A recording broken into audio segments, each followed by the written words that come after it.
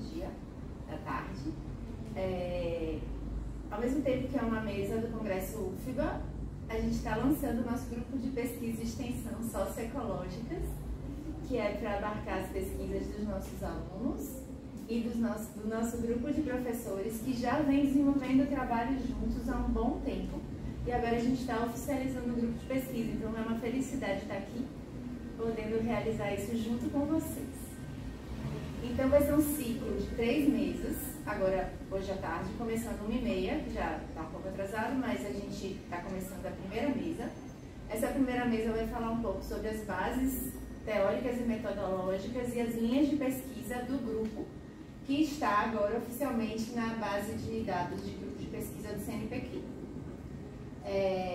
A segunda mesa vai ser sobre a CCS, que são 3 edições que a gente desenvolveu uma ação curricular em sociedade e comunidade.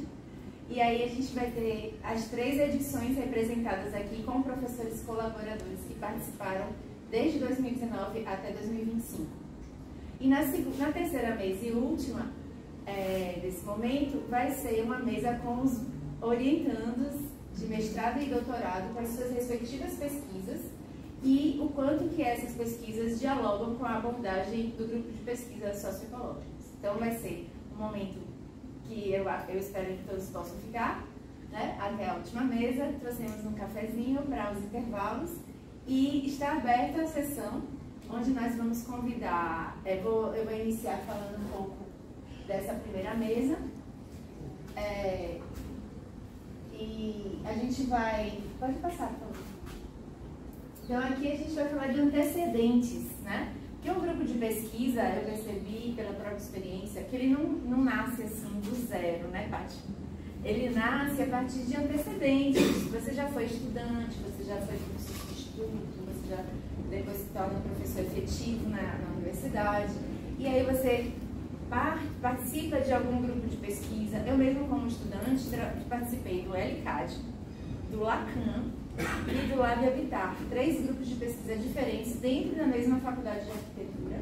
E eu tinha um sonho: por que esses grupos de pesquisa não se comunicavam? Ou não trabalhavam juntos, não trocavam ideias, não desenvolviam projetos colaborativos? E eu tinha isso em mente. E desde que eu entrei como professora efetiva da faculdade, eu pensei assim: bem, eu vou tentar. Só que se eu vou tentar, eu descobri que não é fácil. Agora, depois de 10 anos como professora, eu estou começando a vislumbrar uma possibilidade de comunicação entre grupos. E este grupo começando é exemplo disso. Porque temos aqui a professora Patrícia, que é coordenadora do grupo GEA-OSP, de Arquitetura Hospitalar. Temos aqui a professora Tereza Freire Moura Freire, que é coordenadora do LACAN-TEC, que é o grupo de laboratório de conforto ambiental. Temos o professor Eduardo, que também faz parte do grupo TURBA, Tecnologia e Urbanismo. E vocês duas, né, a Arquipop, e você também, GEA-OSP, e parece que mais um. Então a gente está aqui, lá participa de uns 30 grupos. E aí a gente está desenvolvendo essas possibilidades de comunicação entre nós com pesquisas específicas. Então essas pesquisas que fazem a conexão, elas estão alocadas, né, acolhidas dentro do novo grupo socioecológico. Porque a gente vai trabalhar essa abordagem, né? Eu vou falar a abordagem no próximo slide. Aqui no caso, pode voltar. Aqui no caso eu mesma comecei no Lab Habitat, desenvolvi um trabalho de longo tempo, de longa data, até a montagem de um curso de especialização, que foi a residência A1+E, Urbanismo e Engenharia. Quando a gente pôde desenvolver vários trabalhos de extensão com alunos, durante 10 anos eu estava envolvida com a residência em arquitetura. E aí, somente quando eu terminei de coordenar a residência em arquitetura, eu tive a possibilidade de fazer um pós-doutorado fora, fui para a UNB, e lá eu vi um grupo de pesquisa funcionando exatamente como eu imaginava, que é o grupo de pesquisa da professora Lisa Andrade. É o grupo periférico, periféricos, trabalhos extensionistas. E aí, no caso, eu pude passar um ano com ela e percebi o quanto que ela conseguia dialogar ensino, pesquisa e extensão. De verdade, como eu sempre imaginei. Então, na sala de aula, ela dava aula de ateliê de projeto e planejamento territorial. E aí, ela, ao mesmo tempo, tinha um bolsista de pesquisa. E aí, esse bolsista estava desenvolvendo pesquisa que também alimentava um pouco do arcabouço teórico e do repertório daquela disciplina. Em paralelo, ela fazia extensão, aí tinha os bolsistas de extensão, e que ia no campo, fazia trabalho de campo, no quilombo, ou numa área rural, ou numa área urbana, e ela conseguia conciliar a questão da ciência cidadã e também consegue, ciência cidadã, ou seja, trabalhando junto com a comunidade. Estamos aqui, a Cris e o Miranda chegaram, eles estão representando a comunidade de Coqueiros de Monteburgo, que também faz extensão com a gente, e ela conseguia fazer isso, né? E quando eu a conheci foi em 2018, quando eu desenvolvi minha tese de doutorado, e ela fez parte da minha banca. Que a banca de doutorado, a gente convida a professora, né, o orientador convida as pessoas que normalmente vão participar da banca. Só que eu vi, quando eu vi o leque de pessoas que eu estava presente na minha banca, eu falei, meu Deus, nenhum desses vai dialogar com o tema que eu estou trabalhando. Eu vou precisar convidar alguém que dialogue com a questão ecológica. Porque lá na faculdade de arquitetura era muita questão social, o peso muito maior vinha dessa questão social. E aí, nas minhas redes de contato, eu pude conhecer a professora Lisa. E aí, quando eu fui ler o currículo dela, eu falei, pronto, é essa pessoa. Então, foi a partir daí que a nossa história começou, e a gente dialoga muito em termos de ensino, pesquisa e extensão. Então, eu aprendo com ela e a gente troca figurinhas. Então, aqui a gente, antecedentes, aqui tem uma foto que eu acho emblemática, onde a gente, em 2018, no Enam Park, que foi um encontro nacional de arquitetura na Faculdade de Arquitetura, que tinham mais de 800 participantes. E a professora Angela Gordilho, que era minha orientadora do Laboratório, ela que coordenava o evento. E ela deu para mim a arrumação do jardim.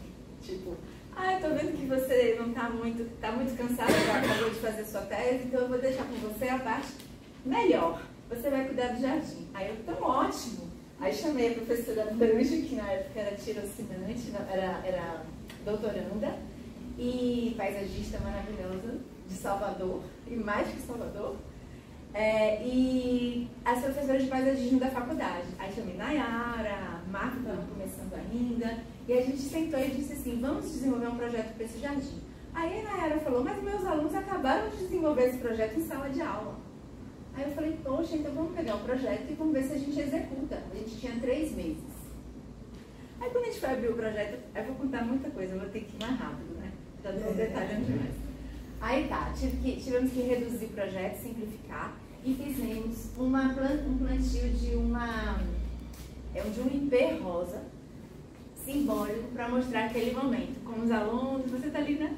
Não, acho que não. Onde foi esse ipê? Depois eu conto mais detalhes desse ipê. Hoje em dia a gente está precisando de muitos cuidados, inclusive. Então a gente tem esse simbólico aqui, foi lá em 2018, e a gente, os alunos que estavam envolvidos nesse momento da reforma do jardim, eles montaram uma liga acadêmica interdisciplinar de práticas socioecológicas, aberta para alunos de arquitetura e alunos de todos os cursos.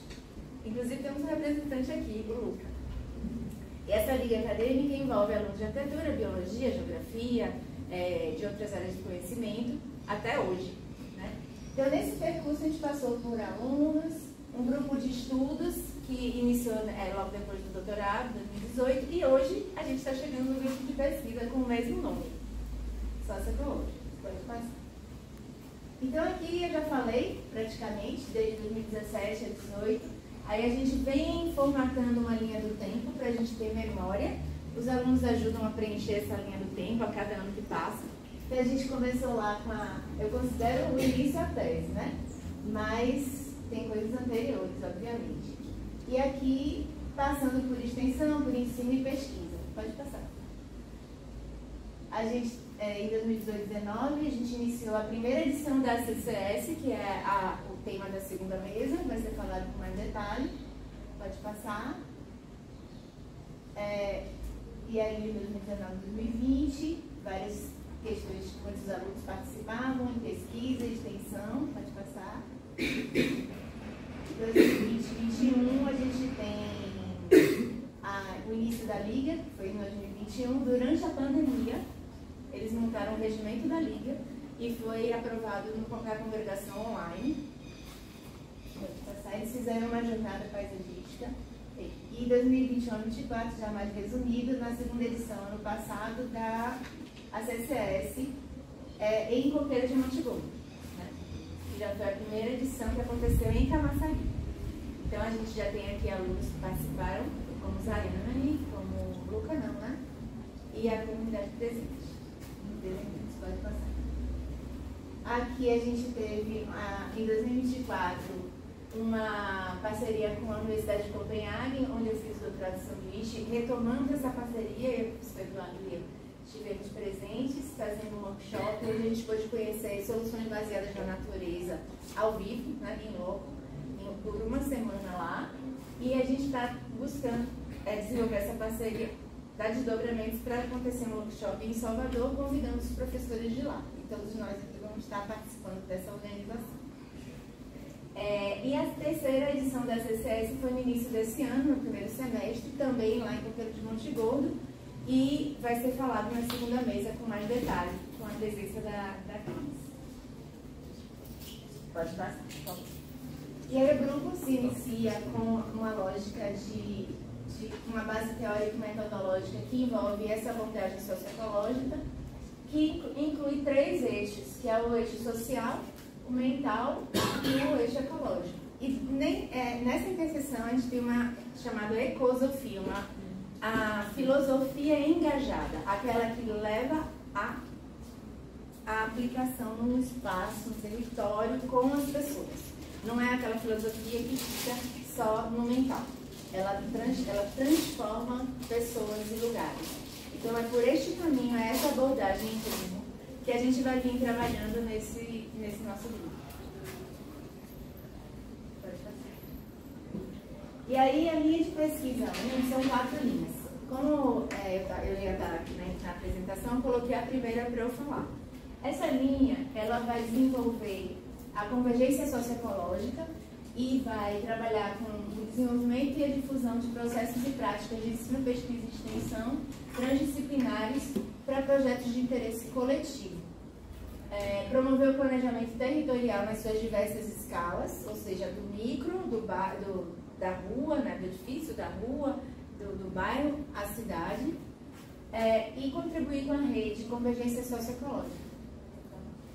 O que seria essa rede? Essa rede é um grupo de professores que estão alocados em vários estados do Brasil, das universidades federais e também algumas não são federais, e que, desde quando eu estava estudando doutorado, eu pude conhecê-los ao longo do percurso, nos congressos de arquitetura e urbanismo, e aí nesses momentos que a gente ia se conhecendo, a gente ia formando essa rede de trocas sobre trabalhos de ensino, pesquisa e extensão, numa área onde o social e o ambiental dialogavam, que era a minha pesquisa na época, né? E aí a gente acabou formando um grupo de em torno de 9 pessoas até hoje e que estão representados aqui. Então essa logozinha foi recentemente criada para a gente mostrar que a rede está se fortalecendo e está se formalizando também. E todos aqui estão convidados para participar dessa rede, enquanto estão trabalhando com essas questões de ensino, pesquisa e extensão que conversam com o social e o ambiental, ecológico, mais propriamente dito. Pode passar. Então aqui a linha do tempo da rede começou em 2020. Isso começou quando a gente estava na pandemia e ia ter o congresso UFBA virtual. Não sei se vocês lembram. E aí com o congresso virtual a gente pôde se reunir numa salinha online e cada um desses professores que estavam distantes puderam apresentar suas atividades de ensino, pesquisa e extensão. E a partir daquele momento em diante, todo o congresso que tinha online, durante a pandemia, a gente fazia a mesma coisa. E aí, o fato da gente estar fazendo isso sempre, começou a nos chamar de uma rede. E foi chegando mais professores com ideias semelhantes. E também conflitantes, porque é importante não ser só um grupo de semelhantes. Então, é bom que a gente também tenha diálogos, né, desafiadores. Então, aqui a gente teve, no início, uma rede menor, em 2021 já tinha mais universidades envolvidas, e todas as ações que fizemos juntos. E aí, em resumo, a metodologia que vamos dizer, uma síntese da metodologia que quase todos nós dessa rede trabalhamos, ela envolve a pesquisa-ação. Pesquisa-ação é uma metodologia que você trabalha no campo. Você não fica só numa biblioteca ou num escritório. Você trabalha, não é só uma observação participante, que é uma metodologia, mas é uma pesquisa-ação. Você está pesquisando e também está agindo junto com o território e com as pessoas. E como é que isso se desenvolve? Normalmente a gente identifica demandas da organização social que a gente vai trabalhar, levanta dados com uma leitura técnica, que é o nosso olhar, do arquiteto urbanista, aproximação com a comunidade a partir de uma leitura mais participativa, depois a gente trabalha práticas, identifica na comunidade práticas emergentes que têm potência, tá? E depois a gente vai trabalhar um processo participativo de saber popular e saber técnico, co-criando cenários alternativos para aquela demanda. E depois a gente vai buscar desenvolver um projeto engajado, porque eu me inspirei na ecosofia, que é a filosofia engajada. Aí na minha tese eu falo do projeto engajado, né? Que aí faz essa ponte. E as soluções alternativas viáveis, baseadas em critérios definidos tanto pela comunidade quanto por nós técnicos. E depois a gente faz desdobramentos que ou vai pelo lado da assessoria técnica ou vai pelo lado da execução do projeto. Né? Às vezes é um projeto piloto e que tem chances de evoluir para um projeto mais ampliado. Então é exatamente o que a gente faz na CCS, é exatamente o que a gente faz na pesquisa e é exatamente o que a gente faz na extensão. Não tem diferença. Tá? Pode passar. E aí, eu convido a quem quiser participar da rede, né, tá livre. Então, a linha de pesquisa 2, eu vou chamar a professora Patrícia Farias e a professora Laís Matos. Elas são também do GEA-OSP, que é o grupo de pesquisa em arquitetura hospitalar, e elas vão falar sobre essa ponte e essa abertura para estar com a gente nesse grupo de pesquisa. Obrigada. Oi, gente, boa tarde. Eu sou a professora Patrícia, da Faculdade de Arquitetura. Atualmente eu estou como coordenadora do grupo de pesquisa, grupo de estudos em arquitetura e engenharia hospitalar. E a professora Laís, quer se apresentar? Sou a professora Laís também, né? Tá como substituta na UFBA e dou aula também numa privada e aí participo do GEA-OSP já há um tempo e agora a gente está integrando aqui o socioecológicas a partir desse viés da saúde, que é isso que a gente quer trazer um pouquinho para vocês, como que esses grupos, né, as linhas que já existem no GEA-OSP dialogam e por que a gente chegou até aqui para integrar a equipe, certo? Vou tentar falar mais alto, né, para passar. Então, como é que a gente chegou até aqui, né, nessa apresentação, né, nessa inserção no grupo, né, nessa inauguração do grupo? O GEA-OSP é um grupo que vem trabalhando, né, há mais de 20 anos na área de arquitetura da saúde, mais na arquitetura da saúde do que na engenharia propriamente dita, né? Mas o grupo ele se concentra mais no ambiente construído, né, nos edifícios de saúde. Então a gente trabalha mesmo a hospitalização, né, e a prevenção no sentido das unidades de saúde, da rede, né, mas sempre trabalhando muito o edifício. Apesar de existir uma linha de meio ambiente e saúde dentro do grupo. Isso, que é o que a gente vai trazer. Então, o grupo trabalha com a linha de meio ambiente e saúde, mas é muito voltado para desastres naturais, agora, né, entrando bem forte na questão das mudanças climáticas. A gente também faz parte da Associação Brasileira para o Desenvolvimento do Edifício Hospitalar. Nós fazemos parte da diretoria regional aqui da Bahia. E a gente trouxe agora, no mês de julho, né, um seminário, não, no mês de agosto, né, um seminário internacional que trazia exatamente essa temática, né, das mudanças climáticas nos edifícios de saúde e a resiliência, né, desses edifícios, mas sempre falando sobre desastres, né? A gente teve uma palestra que falou sobre gerenciamento de riscos, né? Que aí podia até minimizar esses riscos, né? Para não causar o desastre, mas sempre é voltado para edifício hospitalar. É muito sutil, assim, é né? Sempre o impacto desses desastres no edifício, né? Nesse entorno, na cidade, mas sem olhar para esses aspectos macro, né? Do socioecológicos que a gente... que é o primordial ali, né? Dentro dessa discussão. E aí a gente tinha muito essa vontade de trabalhar com um conceito ampliado de saúde, né?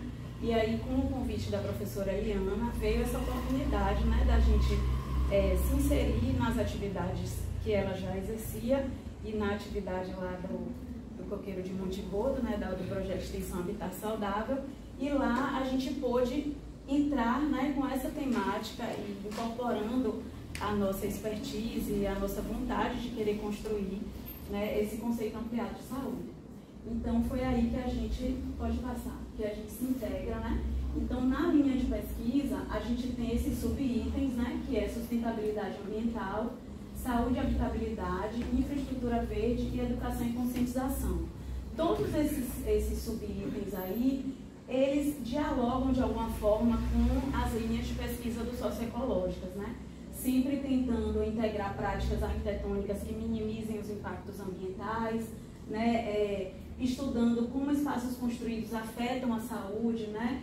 E, relacionado muito às condicionantes ambientais, conforto térmico, lumínico, acústico, acessibilidade, segurança, né? A gente fala muito sobre segurança do paciente.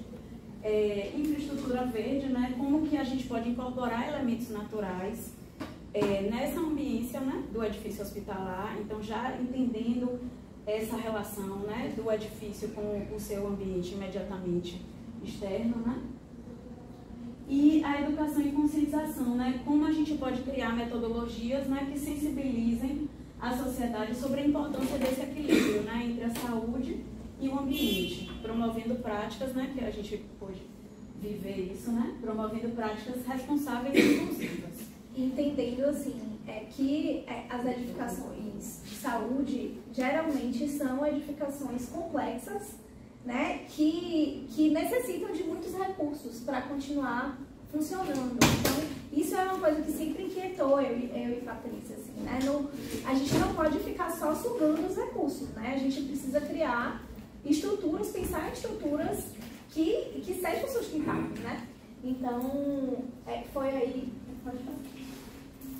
É aí que a gente entra junto nessa linha de pesquisa, né, do socioecológicas, que seria habitat saudável e ambiência, dentro desses subitens, né, promover a apropriação do conceito ampliado de saúde da OMS, que a gente vai trazer para vocês do SUS, contribuir para a definição de parâmetros, né, mensuráveis e sutis em pesquisas voltadas para a saúde do habitat, integrar abordagens técnico-científicas e saberes tradicionais, né, que é um item assim da linha de pesquisa que a gente viveu também esse semestre nessa oportunidade, né, do projeto de extensão Habitat Saudável. Pode passar. E aí, a Organização Mundial da Saúde, ela tem como premissa trabalhar os determinantes sociais da saúde. O que são isso? São fatores, né, econômicos, sociais, fatores educacionais, né, tudo que influencia a condição de vida humana. Então, esses determinantes, eles estão diretamente associados a por que algumas pessoas adoecem mais e outras não. Por que algumas pessoas vivem mais e outras não, né? Que aspectos são esses da vida que faz algumas pessoas terem o privilégio de viver mais, envelhecer melhor, ter melhor qualidade de vida, e outras pessoas em estado de maior vulnerabilidade, né, não têm essa condição ou não têm um acesso tão fácil ao serviço de saúde. Então, o determinante social da saúde está ligado a tudo isso, à mobilidade, ao acesso à infraestrutura, a saneamento básico, à água potável, a transporte, à educação, né, ao próprio serviço de saúde. Então, a Organização Mundial de Saúde e o SUS, eles estimulam políticas intersetoriais, né, que defendem, que apoiam esses determinantes sociais da saúde. Como que eles fazem isso?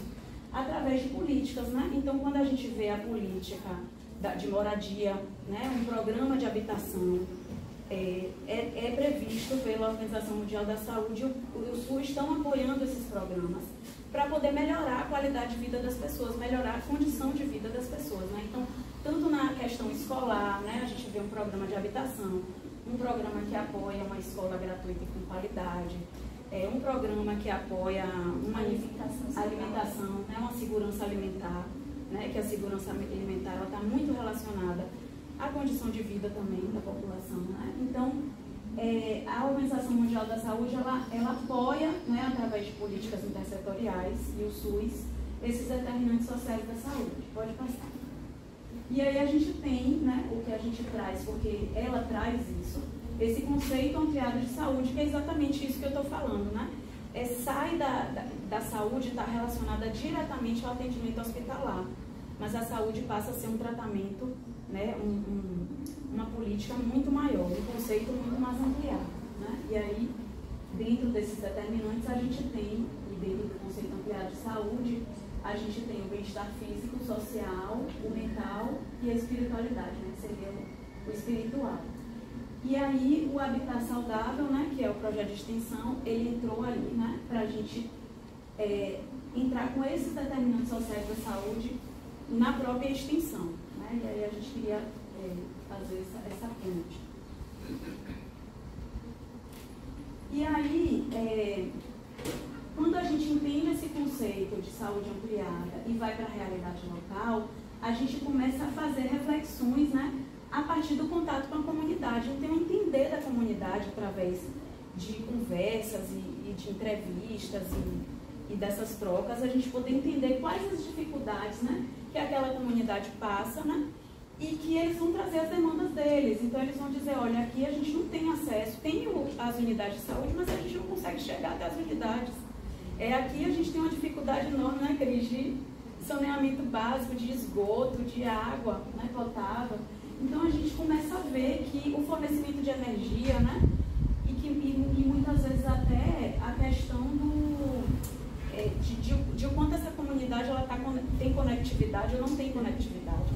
Porque a saúde também chega onde tem conectividade, né? Através da telemedicina e outras coisas que a gente consegue ter acesso a populações mais vulneráveis, mais ribeirinhas. Então, a gente entendeu, nesse primeiro contato, né, que o principal ponto era essa necessidade de uma cooperação comunitária. Quando a gente, como comunidade, entende, né, o quanto a gente é carente e o quanto a gente é forte, né, e o quanto a gente pode se reconhecer, né, como comunidade, a gente consegue ter força para poder buscar esses recursos. E aí, dentro disso, né, a gente está aqui falando a saúde, o edifício, a saúde dentro desse conceito ampliado, né? A gente fica se perguntando, né, tá, mas o que é saúde? Claramente, né, de uma forma muito objetiva. E aí, eu acho que é importante dizer, né, que ali até 1948 se entendia a saúde como ausência de doença. Então, você está saudável se você não está doente. A partir daí, né, em 1948, a OMS ela vai dizer assim que não, que a saúde ela é uma condicionante, né, de perfeito bem-estar físico, mental e social. Mas ainda é um pouco questionável, né, esse conceito. O que é perfeito, né, gente? Assim, é um pouco complicado a gente trabalhar um conceito tão complexo com uma palavra dessa chave aí, né? O perfeito está associado a desejo, né? Somos seres desejantes. É um ideal, né? Uma utopia. E a condição presente, né? Do nosso momento de vida, da nossa condição, enfim, social, né? Então, é tudo muito mutável. E aí, dentro disso, se chega a um olhar mais para frente, aí, algumas décadas mais à frente, desse conceito mais ampliado que Paty começou a trazer aí no início. E aí, trazendo para essa realidade do Brasil, a gente, no final da década de 80, a gente tem a 8ª Conferência Nacional de Saúde, né, que é a partir dela que a gente tem a instituição do SUS, né, do nosso Sistema Único de Saúde, em que se estabelece ali, né, para a criação de políticas públicas O Brasil entende que a saúde é uma resultante de diversas condicionantes. E aí, dentro dessas condicionantes, a gente tem aspectos sociais mesmo, assim, né? De educação, de acesso à moradia, acesso à terra, né? Que é uma questão que a gente trabalha muito ali, né? Com a comunidade, a gente tem discutido muito e é um trabalho que eles vêm fazendo e é muito interessante quando a gente, com esse olhar daqui do conceito ampliado, escuta eles e faz essa angústia deles em relação à posse da terra e a gente fala, gente, isso está ali no conceito ampliado de saúde, né? Então, de todas essas questões de transporte, de emprego, né, de lazer, tudo isso vai determinar essas condicionantes de saúde e não apenas o acesso aos serviços, né? O acesso a você fazer um exame, etc. O cuidado com o corpo físico é muito maior. Pode passar. Então, dentro do nosso sistema único, né, o SUS, a nossa Constituição, ela diz que a saúde ela é um direito, né, de todos, com acesso universal e uma obrigação do Estado. E se entende que nós, cada um de nós, somos seres biopsicossociais e espirituais. Então, o SUS enxerga o ser humano, o indivíduo, a partir de um olhar integral, né? E integrado a um coletivo. Então, temos a nossa individualidade, mas estamos inseridos em um social. E aí, todas as políticas vão ser desenvolvidas a partir desse olhar. E aí, dentro disso, já trazendo um pouco, né, para essa integração com o grupo, a gente desenvolveu aí, durante a CCS e a extensão, essa metodologia, né, que abarca vários desses pontos do conceito ampliado de saúde. Então, a gente dividiu aí em 4 oficinas, né, de fundamentos, saberes, projeto e prática.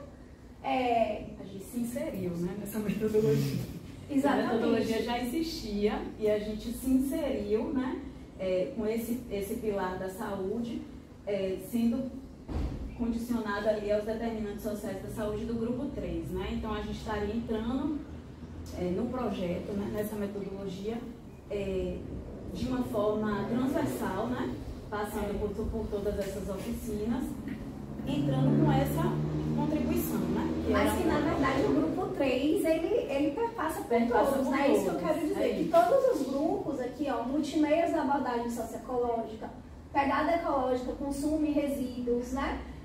A linha do tempo da PAN, etc. Tudo isso também converge para esse conceito ampliado. Então, tá tudo entrelaçado, na verdade, né? Não é uma coisa separada da outra. E aí, ainda quando a gente fala de SUS, né, acho que é importante a gente trazer a Política Nacional de Humanização, de 2003, que vai falar que humanizar o SUS é incluir as diferenças, incluir os diversos atores que estão ali, né? E quem são esses atores? São os usuários, os gestores e os trabalhadores, que se entende que precisam ser escutados para produzir essa saúde coletiva. Tá? E aí, dentro da PNH, é interessante perceber que um dos pontos que eles trazem é a questão da preocupação com a ambiência, né? Pode passar. E a ambiência que está lá, né, no nome da linha de pesquisa, né, do Socioecológicas, Habitat Saudável e Ambiência, é exatamente esse olhar para se criar espaços saudáveis, acolhedores e confortáveis, que respeitem a privacidade, propiciem mudanças no processo de trabalho e sejam lugares de encontro entre as pessoas. Então, quando a gente está falando de ambiência, a gente está falando de estabelecimento de vínculo com o espaço, né? De relações, de significados. Então, um projeto que pense, né, a partir desse olhar da ambiência, vai entender qual é o significado de bem-estar para aquele lugar e não produzir projetos, né, que vão ser replicados de uma mesma forma. Não, porque cada comunidade é uma comunidade, tem sua realidade, e isso precisa chegar, isso precisa ser enxergado. Então, o SUS ele já tem esse olhar aí desde 2003, né? E além disso, a gente também tem a política, que já é um pouco mais recente, das práticas integrativas complementares, né, dentro do SUS, que visa prevenir doenças, tratar doenças crônicas, promover a saúde e recuperá-la, né, fortalecer os vínculos terapêuticos também, estimular o autocuidado e valorizar os saberes tradicionais, que aí, né, é algo que também toca diretamente com o trabalho que está inserido dentro dessa metodologia, né, dessa abordagem socioecológica, e que a gente começou a experimentar aí junto com a comunidade. Tá? Quando o SUS ele pensa os estabelecimentos assistenciais de saúde, né, e o Ministério da Saúde estabelece essas tipologias, a UBS, a USF, né, os hospitais, então tem uma rede, né? Quando a gente é atendido pelo SUS, a gente tem a porta de entrada, e da porta de entrada a gente tem a regulação. Então, quando a gente faz essa imersão e que o Ministério da Saúde estabelece essas tipologias, ele sai replicando essas tipologias, né? Mas às vezes ele coloca ali a UBS numa área rural que tem toda uma cultura diferente de tratar a doença, tem uma forma diferente de enxergar a doença, né? E aí é colocado ali pronto. E aí, gente, um elefante branco, né? Porque os saberes, inclusive, construtivos, né? Tradicionais. Então, são saberes que são negados. Exatamente. Então, vem uma coisa meio que imposta e aí a comunidade começa a questionar. Não. E na experiência com Habitat Saudável, a gente teve esses depoimentos, né? De dizer, eu fui no médico, ele disse isso, eu fui em casa, fiz meu chá. Não tomei o remédio, não. Então, assim, né? Essa consciência incrível da sabedoria tradicional, né? Popular.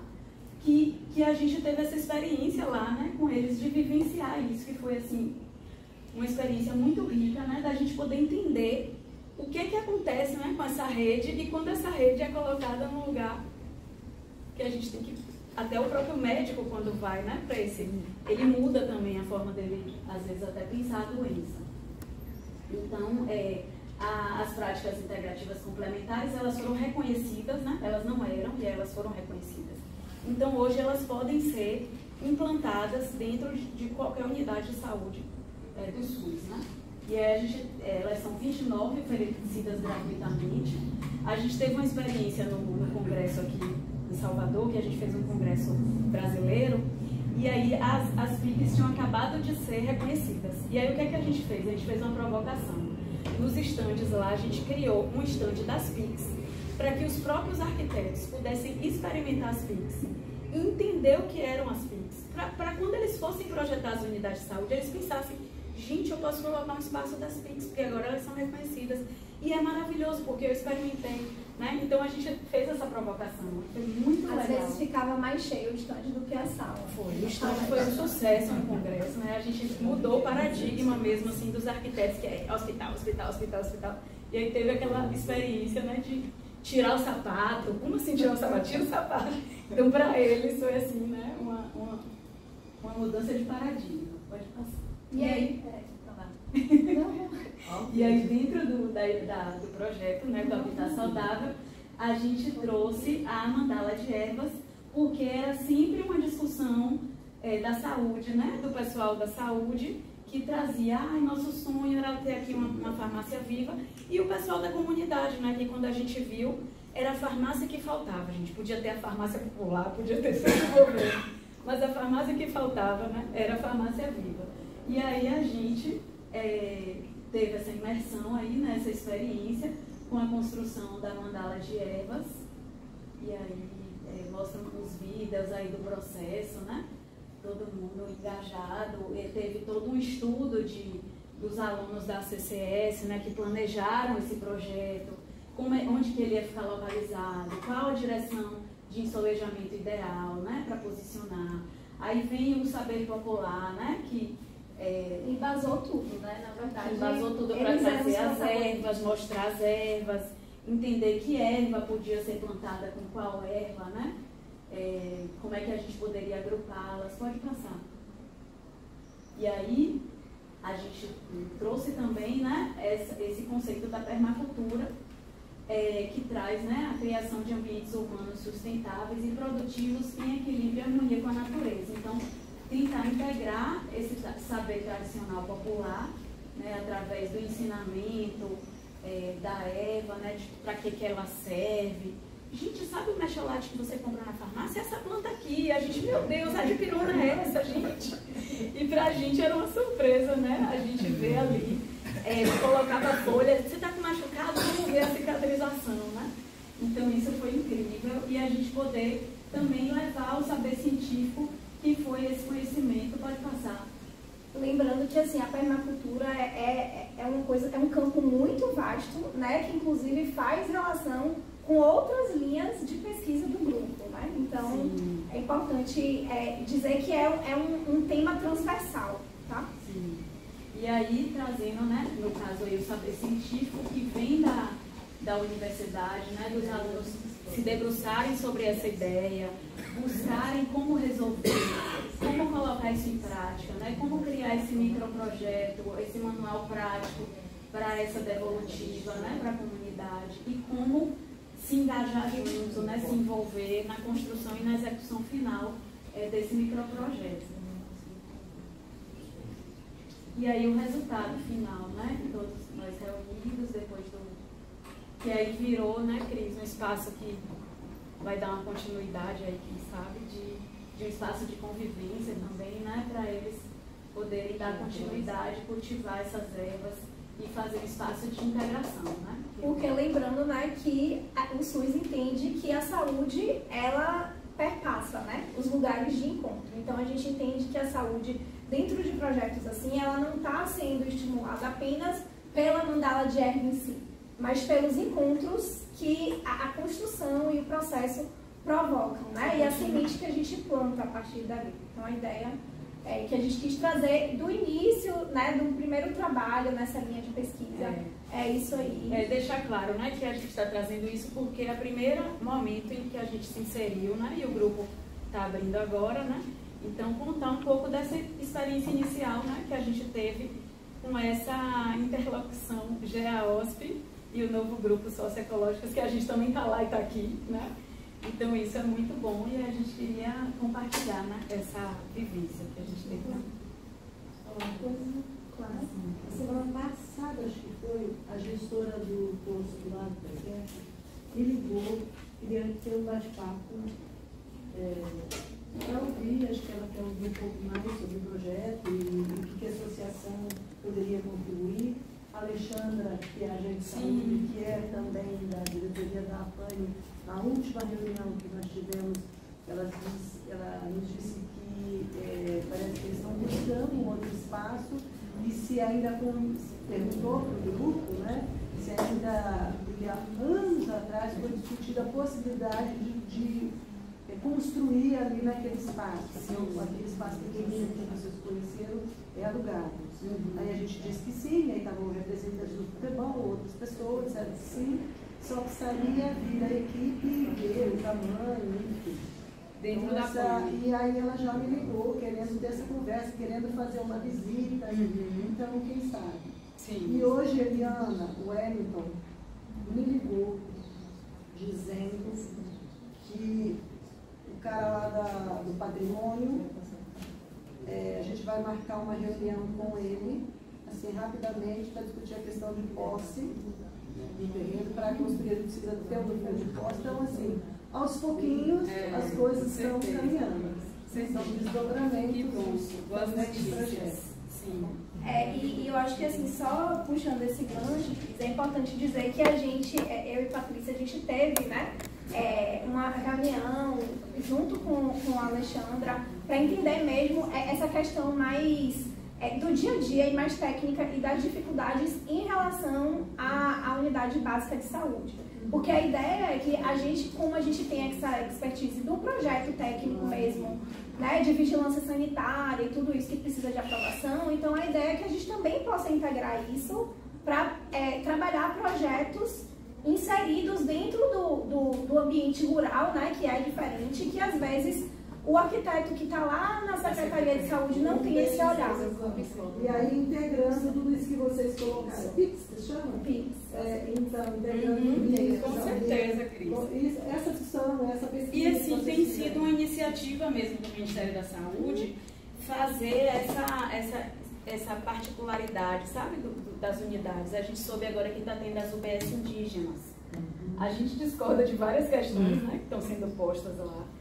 E por isso talvez seja importante isso, né, a academia estar junto, porque às vezes o profissional de saúde, o profissional projetista que está na Secretaria de Saúde não tem a visão, porque ele não tem a imersão, né? A mesma coisa acontece com eu sou profissional da área da educação, educação infantil. Eu trabalhei na Universidade de São Paulo, foi um prédio pensado para a primeira infância. Tinha toda uma concepção.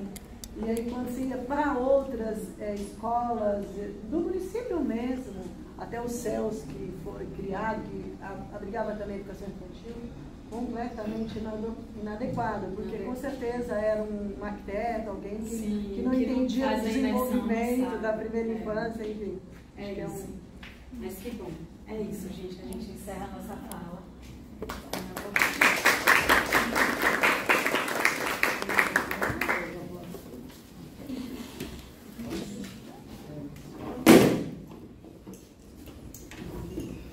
Eduardo, Tereza e Carol.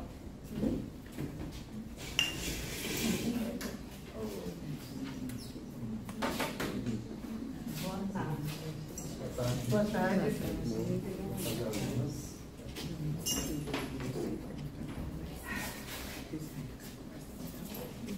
Linha de pesquisa 3. Bom, esta linha de pesquisa que estamos aqui trazendo no bojo de toda essa congregação desse estudo socioecológico, traz a questão da resiliência frente aos extremos climáticos, né? Como é que as cidades podem se colocar, podem melhorar as condições para que a gente não seja tão afetado. Afinal de contas, nós somos todos, a maioria do planeta é urbano, o Brasil é urbano desde 1965.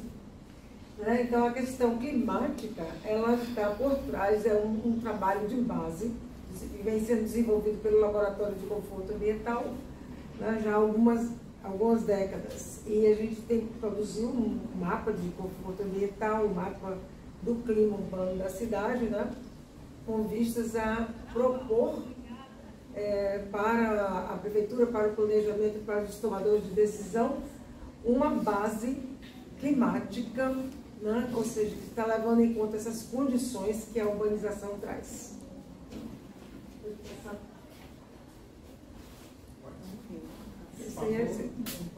Não, é o outro, passa o outro. Certo. Então, a primeira coisa que a gente tem que chamar a atenção é por que clima urbano e como é que esse clima urbano acontece. A partir do clima local, sem construção, sem nada, o clima de um local, por exemplo, Salvador, de ser construído, tem uma geografia, tem uma latitude, né, tem uma topografia, tem uma vegetação. Então, ali existia um determinado clima, que era o que a gente chama de clima local.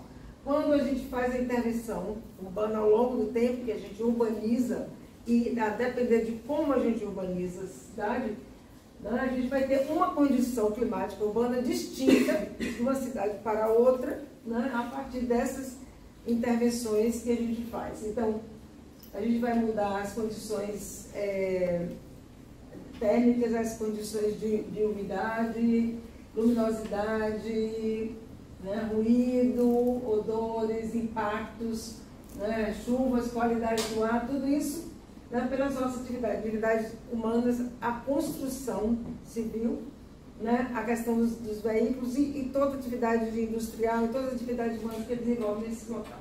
Então, qualquer que seja o tipo de clima, quando a paisagem natural é substituída por uma cidade, a interferência da urbanização sobre o clima pré-existente resulta no clima local. Então, nós temos um clima urbano de Salvador, que é dado a partir dessa urbanização. Então, é importante ter essa relação clara. A gente pode construir uma cidade com um clima urbano diferente se a gente tivesse, por exemplo, preservado muito mais as nossas matas, a alta vegetação, nossas áreas verdes, se a gente tivesse intermeado muito mais áreas de vegetação de porte na cidade, em vez de construir tudo como a gente vê o que vem acontecendo aí, a venda de áreas reservadas dentro do sistema de vegetação da cidade, estão sendo vendidas para o quê? Construção de grandes espigões e alto luxo. Então isso, a gente deveria ter tentado construir uma cidade de outra forma, mas não foi isso que aconteceu. Então, essa relação é importante, urbanização e clima. Então, além dessas, todas essas mudanças acontecem aqui, né, quando você tem a diferença entre o clima local, que é o clima original, e o clima urbano. Né? Então, a quantidade de radiação solar muda, a temperatura do ar fica maior, a gente começa a criar zonas e regiões de ilhas de calor, né, que tem uma condição térmica pior, né, e a velocidade do ar também é menor, o que implica da gente não ter um conforto térmico, porque a gente vai ver que para a gente entender se um lugar está quente, frio ou em conforto, a gente precisa de mais variáveis que a temperatura. Né? Então, todas as questões, umidade relativa menor, radiação de ondas longas é maior, a gente vai ter muito mais calor recebendo das superfícies construídas, e toda a pavimentação, superfícies construídas, elas reemitem esse calor para as pessoas. Então, a gente começa, tem o calor da radiação solar, tem o calor da remissão das superfícies aquecidas, do asfalto, e tem a ausência de vegetação. Então, isso aí cria uma ambiência muito ruim. E a gente trabalha isso em escalas climáticas, né? A global do planeta é a questão que a gente está vendo aí das emissões de gases de efeito estufa, que está aumentando a temperatura média do planeta. E isso é um acréscimo em cima do calor, um aumento de temperatura e das condições de piora do ambiente térmico dado pela urbanização. Então, temos o mesoclima, que seria o clima da cidade de Salvador. Se você vai viajar para uma cidade, Curitiba, você procura saber como é o clima geral. E naquele mês, ou nos meses que você estiver indo, procura saber como é o clima geral. Né? Mas a gente desce na escala, tipo um bairro e meio, ou meio bairro, dependendo do ponto, a gente vê que aquele padrão de ocupação do solo, aquele tipo de urbanização do solo, ele vai criar uma variação, vai modular o clima global, o clima da cidade, o mesoclima. E tem o microclima, que é o que a gente vivencia. É o clima do pedestre, é o clima do ciclista, e esse clima é extremamente importante. Microclima, ele pode variar de uma rua para outra, da exposição para ventilação, ou não, exposição para a radiação à tarde, que a temperatura do ar é um pouco mais elevada. Então, tudo isso a gente vai ter pequenas variações, e a gente precisa propiciar condições ambientais adequadas para combater justamente esses extremos climáticos. Né? Então, esse slide ilustra justamente a diferença em 100 anos aí na cidade de Tóquio, de 1900 a 2000, ilustra justamente a diferença são 3 graus de 1900 a 2000, sendo que desses 3 graus, 0,6 graus apenas é correspondente ao aquecimento global, que é médio, lembrando que é médio, certo? Então, é muito alto. E 2,4 correspondente à crescente urbanização, habitação da cidade e remoção de vegetação. Então, é muito importante, a gente já está muito atrasado, né, professora Lúcia? A gente já deveria ter feito isso há décadas. Vamos para o seguinte, por favor. Bom, então aqui, como é que a urbanização afeta o clima da cidade? Aí, olha só, isso aqui é uma rua, uma intervenção na rua da Galileia e Couto. Cadê as árvores, gente? Vocês estão vendo alguma? Foram todas pavimentadas, o asfalto. Quanto mais escura a cor, maior a absorção. Olha só, a BRT, o que a BRT fez? Arrasou a devastação ali. Olha a Avenida ACM. E o BRT, o que é aquilo? Salvador virou para uma cidade parecendo quintais. Quintais, você só vê concreto, assim, não sabe nem para onde ir. Aqui um BRT. E aqui o sombreamento das áreas de lazer, que ainda são gratuitas, porque isso gera um problema. Então, poluição sonora, poluição do ar, verticalização, sombra da praia, supressão de fontes. Quantas fontes existiam ali naquele, onde está colocado o BRT, que foram suprimidas, encapsulamento de rios, substituição por concreto. Aqui, para mostrar que não apenas as áreas informais da cidade que retiram a vegetação. Isso aqui são intervenções formais. Condomínio Margarida em Salvador, um outro Imperatriz tem 3.000 casas. Cadê? Eles passaram primeiro o trator, para depois. Cadê a ambiência disso aí? Depósito de gente, né? Então o carinho assim, tic, tic, tic, tic, tic, tic, tic. Isso não é um bairro, isso não é um lugar de ambiência, de vivência, de saúde, certo? Você vai viver aí, você vai ter saúde, você não vai ter saúde. Você olha para isso e você sente uma caixinha. Né? Pernambués aqui é o informal, e a razão dessa informalidade vem de outros problemas políticos, de falta de programas adequados, de falta de investimento, de falta de financiamento. E um lugar frio como a Alemanha, olha quanta vegetação tem. A gente teria que ter cidades com muito mais vegetação. Não, não pode passar um. Então, continuando com a urbanização do clima, a gente já sabe em Salvador o que a gente tem aqui: inundação cada vez mais frequente, deslizamento de encostas, ondas de calor. E com isso a gente tem também doenças vinculadas a essa condição. Pensa essa inundação aí, mistura esgoto e tudo mais, não? Doenças de veiculação hídrica são todas essas aqui. Tem locais de período de intensidade de chuva muito grande e depois de seca. Então a gente tem os dois, os extremos. Porque as mudanças climáticas causam isso, extremos. Né? Então isso faz com que as pessoas vivam mais com riscos e com maior, e são mais vulneráveis. Então, sim, perda de vida, moradias, bens e saúde. Porque a relação também com as ondas de calor e com o aumento da temperatura aumenta também a mortalidade, a taxa de mortalidade.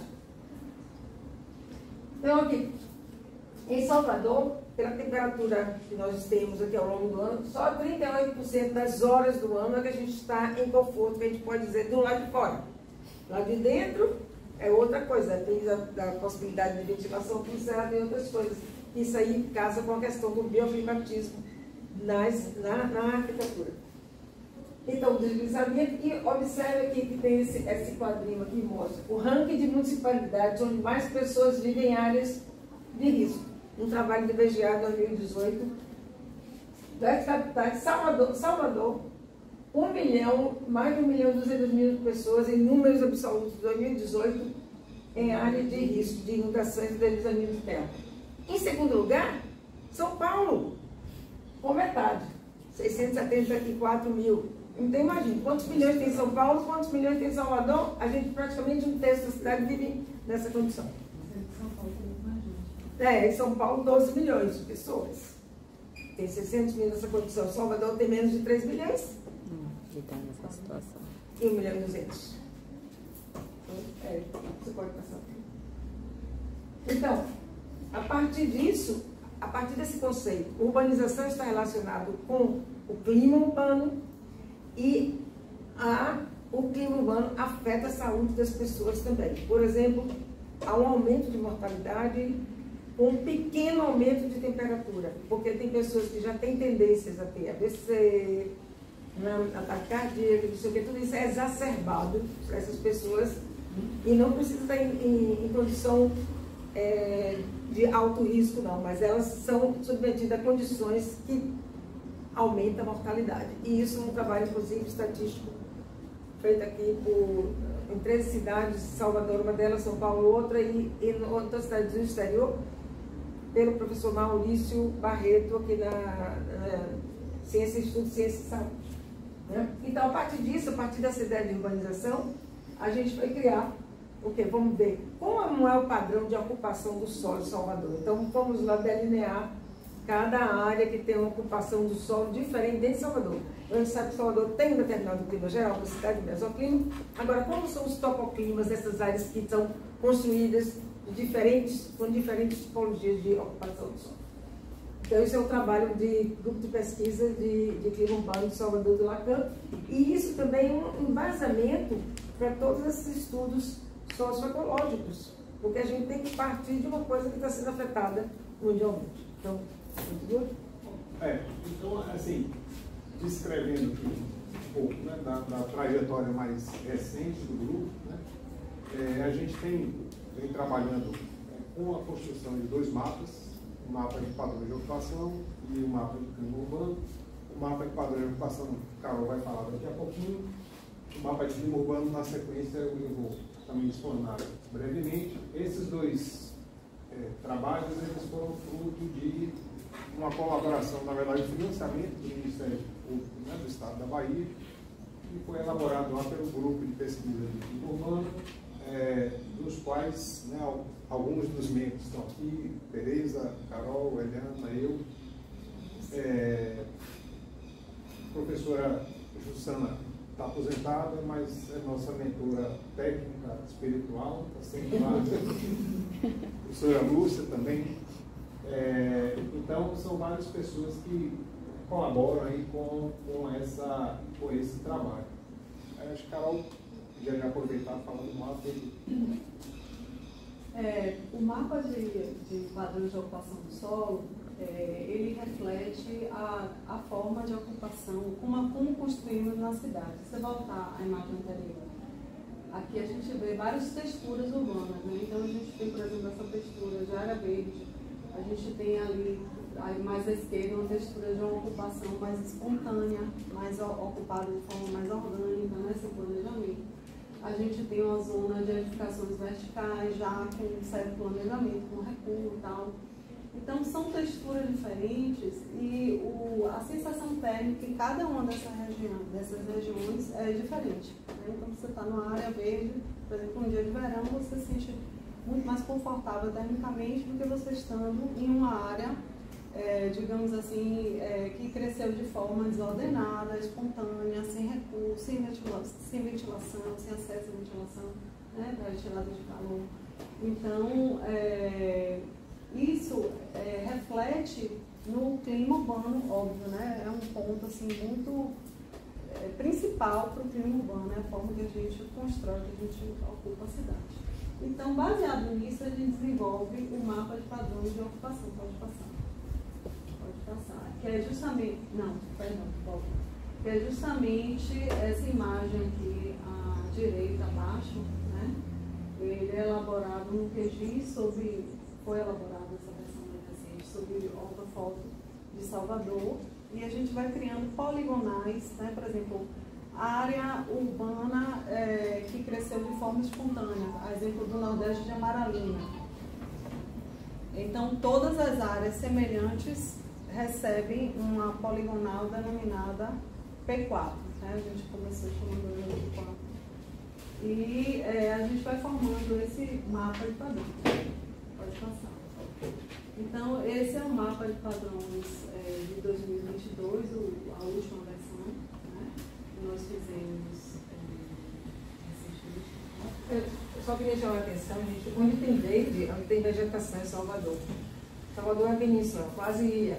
Observe que tem poucos bolsões de verde. Essa cidade tinha que ser muito mais espalhada de verde. E se você desce, né? E é concentrado mais para o final, um pouquinho ainda no miolo da cidade, e mais para o final do município, lá no principal. Então você observa que todas as pessoas que moram por essas outras regiões aqui tem muito pouco verde. Então, Tereza, verde realmente Eu queria fazer uma coisa também para dizer que estão em risco. Exato. E é isso, né? Concentrado. A maior parte da cidade não tem área verde, né? É bem construída. E só uma observação que é muito interessante assim, de falar, que fazer esse mapa de padrões é bem complexo, porque a cidade é muito heterogênea.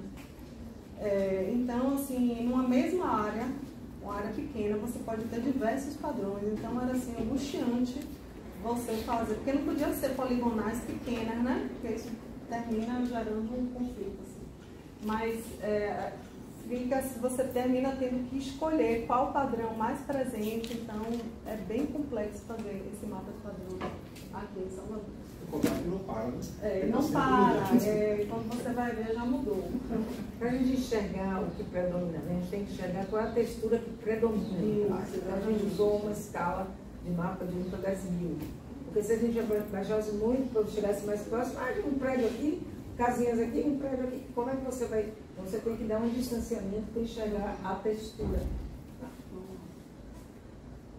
Aí esse mapa foi feito e depois a gente convidou várias pessoas para discutirem se elas concordavam. Nós imprimimos esse mapa numa escala 1 para 2000 e convidamos várias pessoas aberto para qualquer um participar, para olhar, porque tinha foto embaixo e tinha o padrão, a poligonal, né, com os padrões juntos. Então, para ver se as pessoas, nós temos essa oficina participativa para tipo, validar com outros olhares, com outros pensamentos, com outras pessoas, vocês concordavam com isso.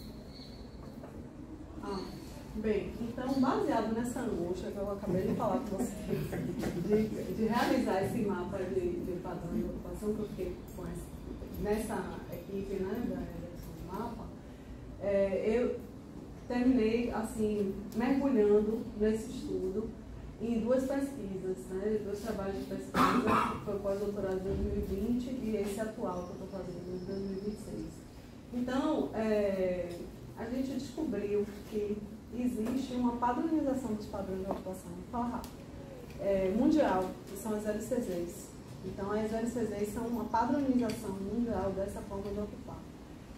E aí eu fiquei pensando, né, como encaixar Salvador nas LCZs, e terminou sendo o fruto do primeiro pós-doutorado. Eu fiz uma relação dos nossos padrões de ocupação com as LCZs, para a gente conseguir ter um diálogo mundial com as pesquisas e tal. Então, isso foi resultado de uma análise, né, de como são classificadas essas LCZs, tem uma série de cálculos de índices, de quadros amostrais e tal, e consegui fazer essa classificação. Aí, no segundo, pode passar, no segundo que eu estou fazendo agora, a gente também descobriu que existe digamos assim, uma plataforma que chama UDAPT, que faz isso de forma, digamos assim, automatizada, né? E o objetivo do UDAPT é criar um banco de dados mundial dos padrões de ocupação. Então, qualquer pessoa pode entrar nessa plataforma, que também é assim, questionável, né? E fazer um mapa de padrões da sua cidade. A gente não sabe o que vai sair, porque... Wikipedia. Exato. Porque você tem que selecionar áreas amostrais no Google Earth, você instala uma extensão, e você faz poligonagem de áreas amostrais. Quanto mais áreas amostrais, mais preciso vai ser esse mapa. E ele, a partir disso aí, você manda para a plataforma e ele cria esse mapa. Então, esse segundo pós-doc está sendo a geração desse mapa e a comparação com o nosso mapa de padrões, né? A gente colocou nas mesmas cores e está sendo feito um trabalho de comparação e até de correção do nosso mapa. Bom, a partir aí do mapa de padrões, né, que foi feito a primeira versão de 2006, a gente trabalhou em 2019 e fez a revisão de 2022. Né? E aí, paralelamente, a gente estava tratando aqui do mapa de clima urbano. Né? O mapa de clima urbano, na verdade, são dois mapas. Né? Um analítico, que foi o objeto do nosso trabalho, que ele oferece uma espécie de diagnóstico. Né? Como a urbanização vai impactar no clima localmente. Né? É esse aqui. Que é esse mapa daí. Uma vez que esse mapa esteja pronto e validado, né, existe um segundo mapa, que é o mapa de recomendações, mapa de clima urbano de recomendações. E o propósito desse mapa é justamente levar para a população, para os agentes que vão atuar, né, na elaboração de planos diretores, né, no gerenciamento da cidade, para dar um norteamento acerca do que deve ser feito, né, em termos de urbanização, pensando no clima urbano. Né. Então, o mapa de clima urbano ele vai dividir aí a cidade em áreas, também classificadas aí segundo uma escala, né, de impacto. Então, vai de escala neutra, em que não há uma interferência, né, pelo menos nada que seja sensível, até um impacto que seja muito forte, e aí que fique claro esse muito forte do ponto de vista ruim, né? Que pode ser uma melhora muito forte, mas não, esse é um muito forte em termos de piora, né, com relação ao clima urbano. Então esse mapa ele foi finalizado, mas assim como o mapa de clima urbano, ele precisa de validação e atualizações. Ele é montado, pode passar. a partir de uma série de informações, né, dentro de um sistema GIS, de georreferenciamento, em que a gente leva em consideração aspectos relacionados à geografia da cidade, sua topografia, né, a presença de canais que possam facilitar a ventilação, por exemplo. Eles vão constituindo camadas e cada uma dessas camadas vai interferir de uma maneira ou de outra, né? Temos uma camada, por exemplo, aí já voltada mais à questão de arquitetura / urbanismo, né, que é o de volume construído. Então, só para exemplificar, aquela área ali de mata e essa área aqui lá de cima da pista do aeroporto, embora sejam completamente diferentes, né, na sua morfologia, elas não contribuem da mesma forma, já que eles não têm os volumes construídos. Em compensação, quando a gente vai lá para a área do comércio, a gente tem uma área de uma densidade grande de construções, então o impacto é muito maior, né? Então essa é uma das camadas, existem outras, elas são superpostas, e aí a partir da soma, né, desses dados a gente chega lá no mapa de padrões, tá? Ou de clima urbano. Então o mapa de padrões ele é essencial porque muitas dessas camadas elas vêm diretamente lá no mapa de padrões de ocupação. Porque não somos humanos. Isso. Às vezes é importante. Porque não somos uma cidade planejada, né, homogênea, né? Senão a coisa seria mais fácil.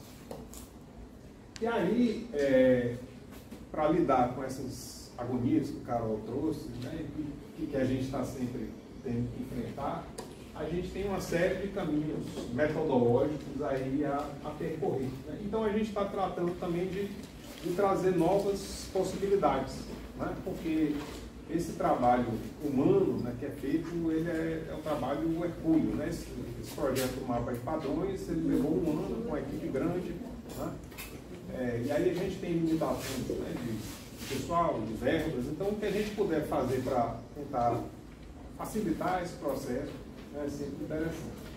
Então aí a gente está trabalhando, começando a trabalhar, né, com assessoriamento remoto. Estamos trabalhando com ferramentas, né, de geoprocessamento disponíveis, aí, com software GIS e com monitoramento. Vamos começar a trabalhar com monitoramento de temperatura e umidade. Pode passar. A gente também está tentando fortalecer, né, o estabelecimento de redes de cooperação internacional, né? Nós aqui já participávamos de uma rede clima das cidades, ainda está informalizada, né? Mas existem instituições do Brasil e de fora que tem esse foco, né, de estudar o clima na cidade. Carol está lidando com a burocracia e os vais e vens de término de acerto de termo de cooperação, acho que vai ser formalizado. E a gente também está aí já num processo mais em andamento, né, de uma cooperação com a Universidade de Copenhague, né? Então, nesse sentido, a gente participou de workshops lá, onde a gente, né, ouviu a experiência deles, levamos as nossas experiências para lá, e apesar de serem economicamente, socialmente, realidades bastante distintas, alguns desafios são bem parecidos, né? E como eles, em alguns casos, estão alguns passos à frente, em algumas áreas, nada melhor do que a gente ouvir, né? E também a gente levou a nossa expertise para lá, né? Então, o foco do workshop era basicamente, né, o estudo de soluções baseadas na natureza e de gestão hídrica, né, focado nas cidades, né? Como lidar com inundações, como lidar com chuvas, né? Vai passar. E aí, só trazendo um exemplo, né, da forma como se tratam, né, os problemas, a gente teve a possibilidade, né, de visitar intervenções em escalas bastante diferentes. Então, por exemplo, visitamos intervenções em áreas costeiras de grande dimensão, bairros, praças e edificações, né? Então, escalas bastante distintas. E aí, um exemplo do modus operandi, né? Isso aí era uma área que eles já planejavam ocupar desde o século XIX, né? E começaram a ocupar no século XX. Pode passar. Então, há todo um processo interativo, né, em que existe uma proposta de um corpo técnico, né, motivado, né, pela sociedade, né, por interesses.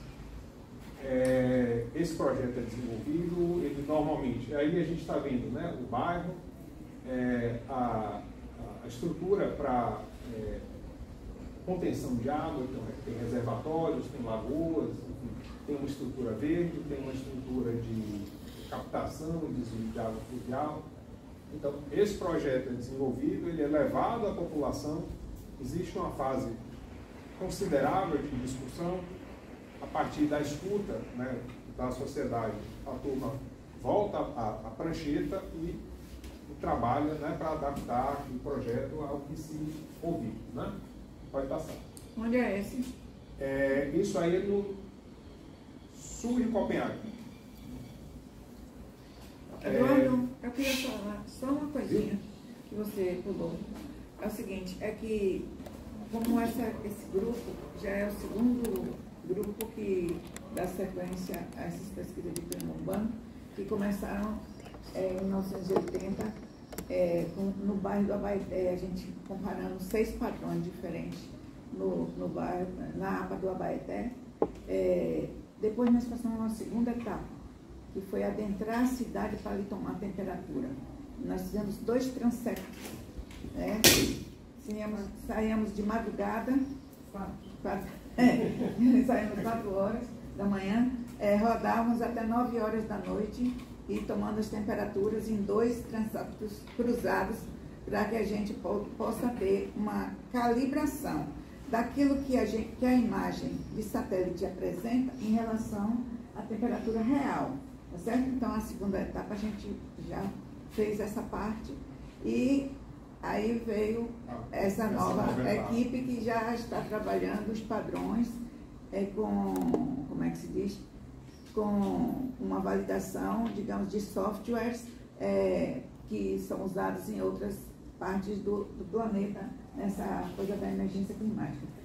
Nessa parte que nós trabalhamos do transecto, já foi orientado pelo professor Lutz Katzner, né? Na parte inicial, foi minha tese de mestrado e meu orientador foi Márcio Vilas Boas, que tinha vindo da Califórnia, onde ele trabalhou com túnel de venda, etc. Então, a professora Cristine, daqui da GEL, que me orientou na parte de estatística e professor, seguindo o modelo de Monteiro, Carlos Augusto Figueiredo Monteiro, ou seja, em cada etapa desse trabalho que nós estamos fazendo em clima urbano, a gente tem utilizado teóricos, e no caso o Oak e outros teóricos internacionais, né, que trabalhavam essa questão. Isso é muito importante que se diga, porque nada surge de repente, né? As metodologias vão sendo desenvolvidas ao longo do tempo e cada uma delas deixa um legado para a metodologia que vem em seguida, para poder se chegar a fazer um trabalho na escala de uma cidade inteira, porque realmente é muito complexo, entendeu? É de um grau de complexidade incrível. Essa coisa que Carol falou da angústia de estabelecer o padrão é muito difícil quando se trata de uma cidade inteira. Eu trabalhei em um bairro, e um bairro é mais fácil de você fazer uma padronização, né? Mas na escala da cidade como um todo, é bem complexo isso aí. E por isso que foi feitas essas reuniões para discutir com pessoas, né? Justamente eu que trabalhamos na primeira etapa, também o professor Lutz, que estava presente ali naquela foto que você mostrou, para a gente discutir a confiabilidade, né? O grau de confiabilidade do que foi produzido, entendeu? É super necessário isso, para que a gente possa não dizer que o Nordeste Amaralina vai inundar, né, Teresa? A gente teve um caso aqui que o Nordeste Amaralina ia inundar. Você no bairro mais altos na hora. Pode inundar, né? Mas se não dá, é sinal que... O resto já...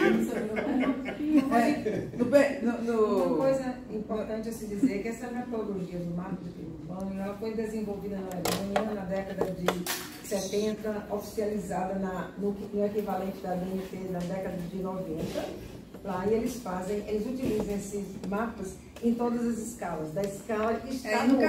No cachê da Organização Mundial de Meteorologia, OMM.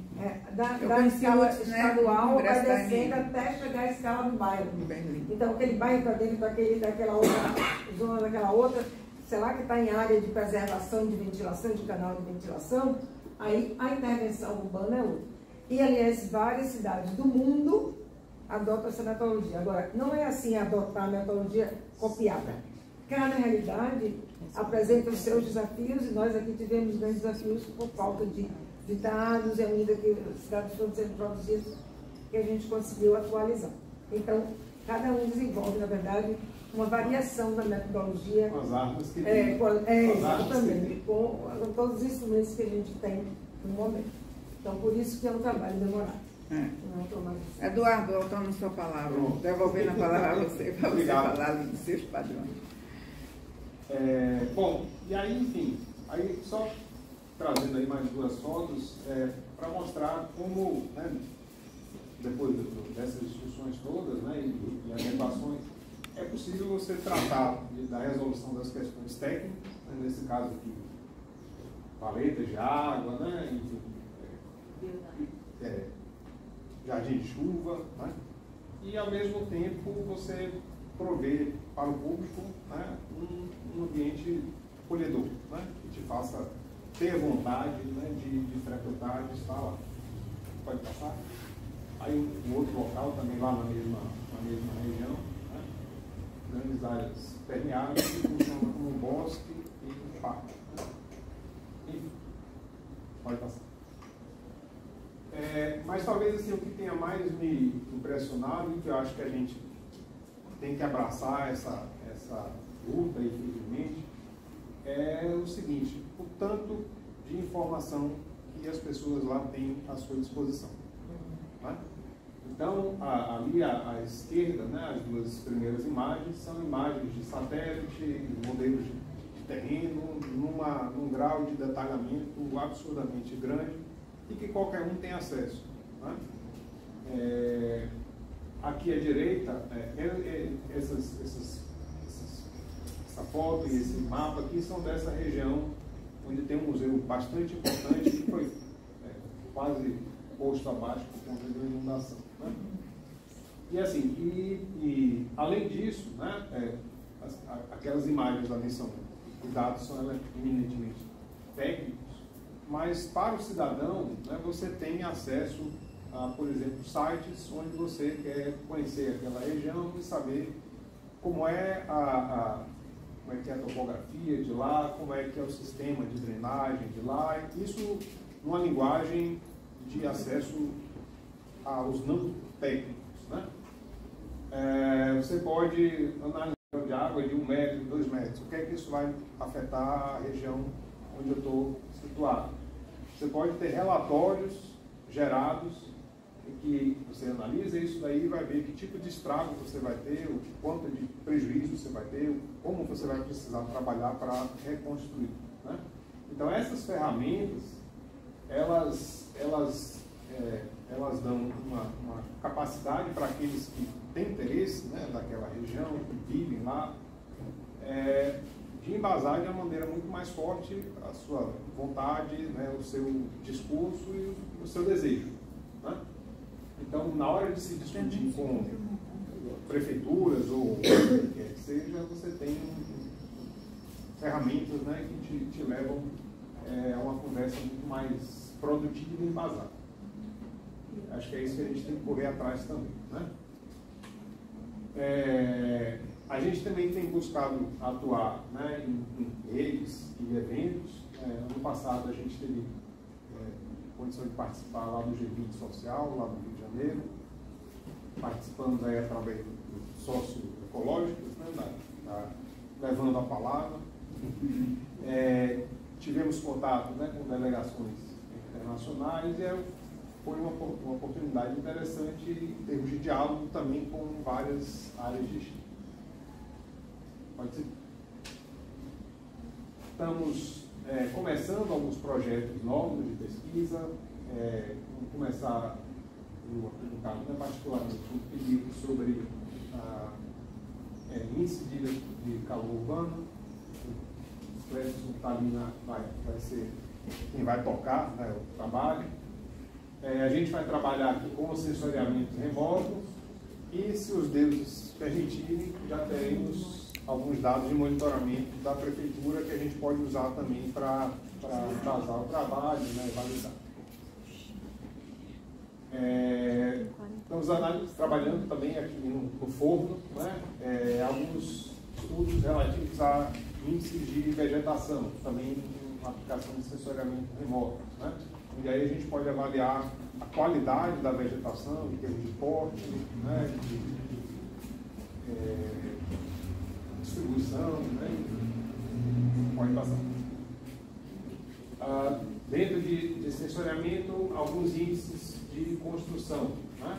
Então, percebam que isso facilita bastante todo aquele trabalho que dá ao analista, que vai trabalhar, um respiro, um tempo maior para você olhar para o problema, estudar, comparar, analisar, né? Então, esse índice de ocupação, por exemplo, ele pode se relacionar com os padrões de ocupação, pode passar, né? E aí, esse é o padrão de maior extensão aqui em Salvador, que é o P4. Então, a gente pode analisar se de fato o que está previsto lá pelo mapa de padrões se alinha ao que esses mapas nos trazem de resultados. E a gente também pode relacionar também a forma como a cidade é ocupada com as temperaturas locais. Aí pode passar? Então, por exemplo, esse gráfico, o que é que ele mostra aí por meio dessa linha azul? Que quanto mais ocupada for a cidade, maiores vão ser as temperaturas, né? Então a gente tem que ter um cuidado com relação à forma como nós a tratamos e ela ocupamos. Vai passar. E por último aqui, a gente está também começando a desenvolver uma série de um protótipo de uma estação meteorológica, né? Com sensores, né, disponíveis aí no mercado, mas toda ela vai ser montada aqui na UF, né? A ideia é montar esse protótipo, levar para uma fase de comparação com estações, né, de calibragem, e uma vez dado o ok, a gente tentar montar uma rede de monitoramento nossa, né, nossa UFBA, que possa ser aberta aí à população. Então esse daí também está no caminhar aí das nossas atividades. Pode.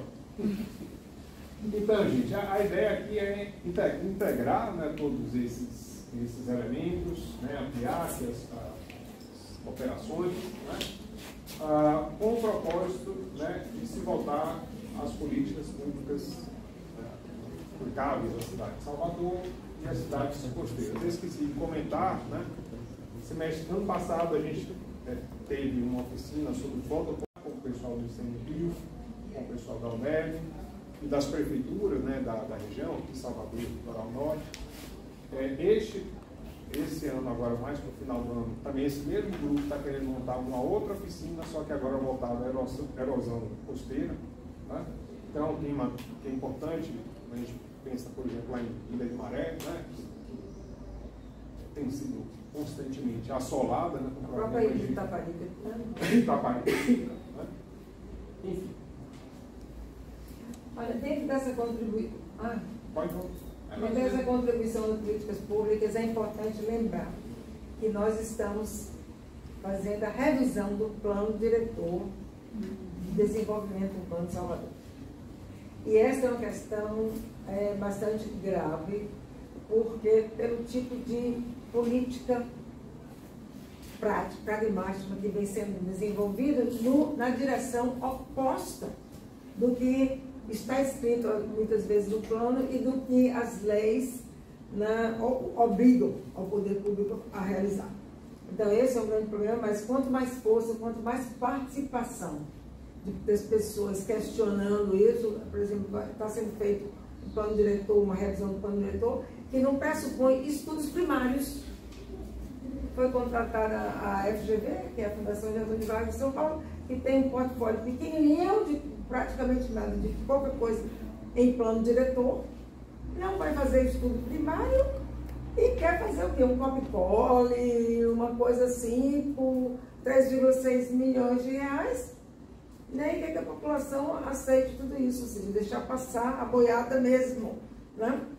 Que é estragando, você viu como Salvador tem pouca área de vegetação. Gente, São Paulo tem mais área de vegetação.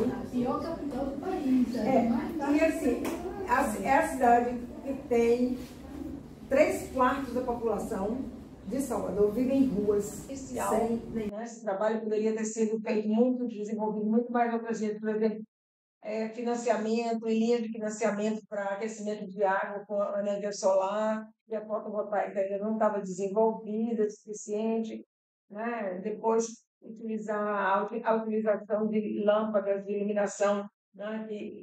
Com baixo consumo energético, depois terminando sendo o LED.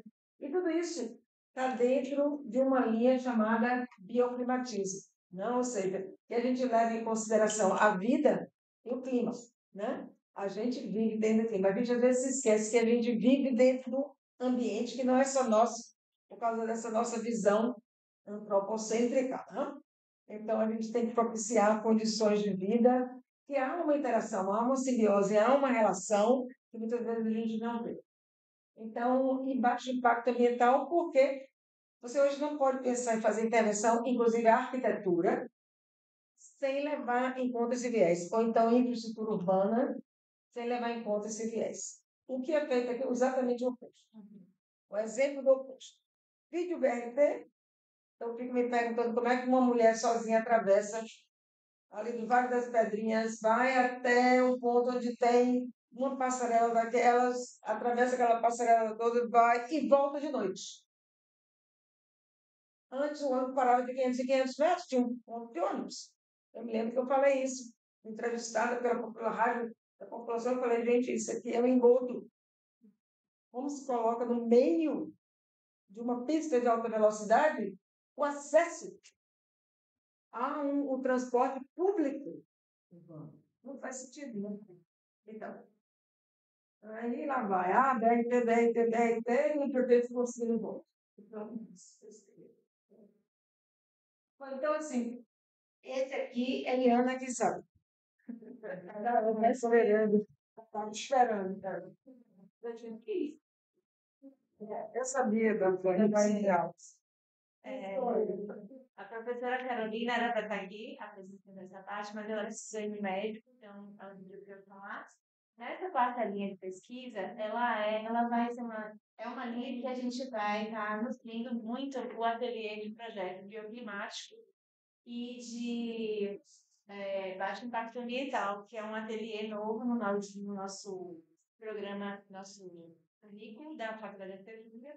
A gente vai começar a terceira turma dessa disciplina e todos os trabalhos que a gente desenvolver na extensão, na pesquisa, dentro dessa linha 4, vai estar alimentando também a disciplina de ateliê de projeto.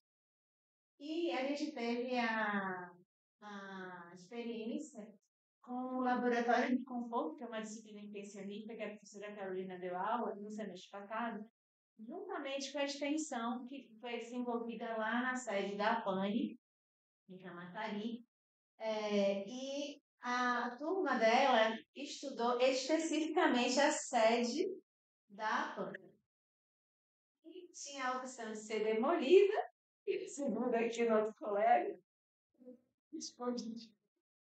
mas também tinha a opção de ser reformada.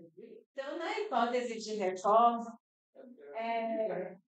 Na hipótese de reforma, foi estudado o conforto ambiental em todos os três aspectos: térmico, acústico e luminoso. E ela é uma sede antiga, de mais de 40 anos, em torno de 40 anos, quase 40 anos, que tem aquele aspecto, né, atual. Ela tem uma forma curva, como um galpão onde se armazenava cocos, no desenvolvimento de beneficiamento do coco, que é uma região chamada Coqueiros de Monte Gordo, né? Tem toda uma história que a gente conheceu com os saberes populares daquela região ali, desde as capitanias hereditárias até os dias de hoje, que eu fiquei incrivelmente sabendo por conta de um jovem historiador que nos ensinou isso. E a sede, ela está precária, é muito quente, não tem ventilação natural, ela não tem, apesar do entorno ser suavizado, o ser uma mata, né? E na hipótese de reforma, né, considerando essa hipótese como a primeira, foi levada tema para dentro da sala de aula. E os alunos da professora Carol conseguiram estudar toda a parte de solegamento, de ventilação natural, e desenvolveram máscara de sombra, né, Teresa? Máscara de sombra, máscara de sombra. Então, Ali foi a orientação. Orientação de som, porque o tipo da telha pode emitir também barulhos, por exemplo, quando chove, coisas desse tipo. É um ambiente que tem do lado tem um campo de futebol, então também tem a questão do uso, né, dos usos que não condizem. E se começou a fazer esse trabalho, e esse trabalho depois foi para a sala de aula como exemplo para os alunos que estavam, os próximos alunos da próxima disciplina. Então é muito importante essa relação dos de pesquisa e extensão também, porque a gente está trabalhando e dando uma devolutiva para a comunidade daquele projeto que eventualmente vai alimentar uma conversa com alguma possibilidade de financiamento e uma reforma, né? Não necessariamente a reforma vai ficar exatamente como está aí, porque tem que avaliar os critérios, a viabilidade, os custos, né, e a disponibilidade de materiais para ser executado. Aqui já é um tema de bioclimatismo, que é um dos temas que a gente está trabalhando nessa linha de pesquisa, a professora Teresa pode falar melhor. E depois vai falar sobre biourbanismo e também baixo impacto ambiental, que são os três temas principais que alimentam a disciplina de projeto. Esse gráfico à direita mostra os primeiros trabalhos que foram desenvolvidos para entender essa relação corpo-mundo, de percepção térmica com as condições externas. Né? Então, a partir da temperatura, né, da umidade, começaram os trabalhos iniciais, foram estudados, foi estudada a arquitetura autóctone, a arquitetura vernacular, a arquitetura popular, né, a produção de outros climas, que um aspecto, como é que é bem diferente você produzir uma unidade de habitação para uma seca que não tem umidade, com um clima úmido, quente e úmido para Salvador. A gente tem clima quente e úmido, a gente precisa de ventilação. Mas olha a semelhança. No clima quente seco, essa ventilação é só uma ventilação para renovar o ar interno. Não precisa. Mas olha a semelhança como a gente está construindo. Está um movimento também não. A gente está construindo um clima quente aqui, úmido, como se fosse um clima quente. Porque outras forças, outros fatores induzem a isso, a falta de acesso à terra, né, a falta de políticas, de financiamentos adequados, né, a desigualdade gigantesca que existe no Brasil. Né? Então, desenvolvi com o instrumento do trabalho essa questão da bioclimatologia. E o que a gente quer fazer hoje é construir forma como se construía antigamente, que era a arquitetura vernacular, que assim, eles faziam uma edificação. Se funcionasse, se tivesse preço, o outro repetia. Eu chamo de seleção natural do ambiente construído, das edificações, porque se tivesse errado, ninguém repetia, como ele falou, ninguém repetia mais. Então, foi assim sendo introduzida essa arquitetura de saber popular, o tópico nivelado. Então, pode ser. Então, a biotecnologia hoje, ela aprende os princípios e as lições do passado, mas hoje, com tecnologia, com mais informações, com informatização, a gente já traz outras informações. Em pouco tempo a gente consegue produzir informações que antes se levavam a vida inteira, a pessoa vivendo lá 10 anos, 20 anos, para depois chegar à conclusão do melhor ser assim ou assado. Onde a gente tem a geração dos percursos do Sol, do nasceu percurso do Sol para Salvador, esse dois gráficos, associados às temperaturas médias. Então, você vê onde tem pedreiro, é próximo do meio-dia, então a sensação térmica é mais calor aí. Já à direita, que é próximo do meio-dia, do leste, nordeste e sudeste, você já até junho, você tem uma temperatura mais baixa. Mas após junho, aqui está pegando mais no verão. E após junho, a gente está pegando uma parte do inverno. Nós estamos, inclusive, em setembro, estamos ainda no outono, mas setembro, em termos normais, climatológicos, ao longo de 30 anos, é o mês mais seco e tem uma imensidade de primavera. A gente não está ainda nisso. Tanto que o outono começou tardiamente, o inverno começou tardiamente, e ainda estamos do jeito que não deveríamos mais estar, eu digo, historicamente, em termos estatísticos. Você vê que há mudanças climáticas que estão afetando isso. Do lado de cá, os ventos de Salvador, é a roda dos ventos, onde a gente precisa entender quais são os principais ventos de Salvador na hora de você produzir, construir, fazer o projeto da canalização. Você tem que propiciar a ventilação que se cruza dentro do espaço, porque para o clima que a gente usa, a gente precisa de ventilação sobre o nosso corpo, sobre o nosso rosto, né? Sobre o nosso corpo, sobre o nosso... Então, essas são as variáveis do ambiente que a gente integra no nosso corpo humano, a partir da nossa pele, que é o maior órgão do corpo humano. A gente vai integrar a temperatura do ar, umidade relativa, velocidade do ar e a radiação.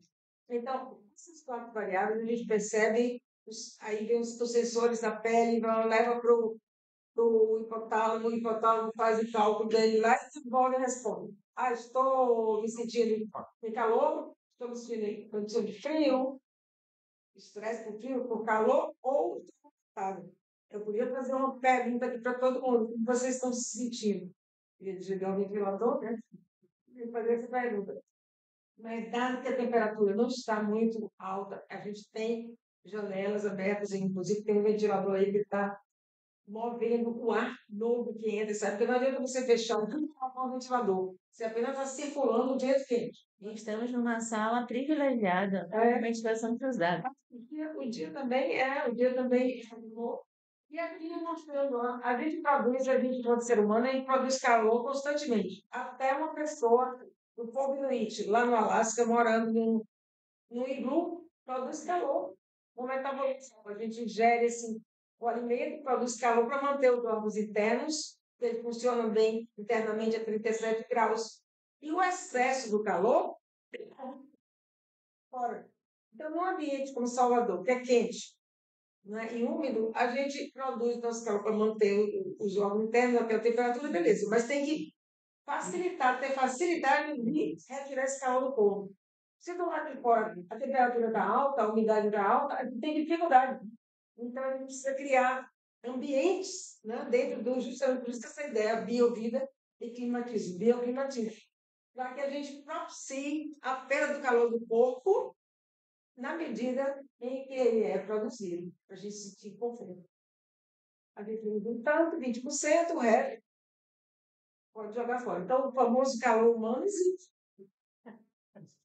Então, aqui, o que interfere também? Você está vendo como a gente vai, à medida que a temperatura vai aumentando, 6 graus, 20, 35, você está vendo que o sangue está se expandindo para poder fazer com que a pele perca esse calor, que é o limite externo. Né? Então, a gente tem 3 limites. A pele, que é primeiro envolvente, primeiro envolve que a gente tem. Depois a gente usa a roupa, Isso a gente usa de acordo com o clima e é uma coisa voluntária. E tem também a atividade. Quanto mais eu me movo, mais eu produzo calor, certo? Então, por isso que quando está com frio, todo mundo se mexe. Quando está com calor, todo mundo se espalha. Então, a gente tem que levar esses princípios em consideração, que já foram estudados a posteriori, e pega essas lições da arquitetura vernacular, usa os instrumentos novos de tecnologia e de avanço no conhecimento, para fazer edificações, para construir edificações que tenham embutida essa ideia do clima como uma base para você produzir a arquitetura. E isso, apesar de ser conhecido, muita gente ignora, fala em economia, fala no que as pessoas precisam, nos clientes, no quanto vai gastar, na estética, que está na moda, nas cores, do tipo de não sei o que mais, a topografia que tem que ter, tem que ver.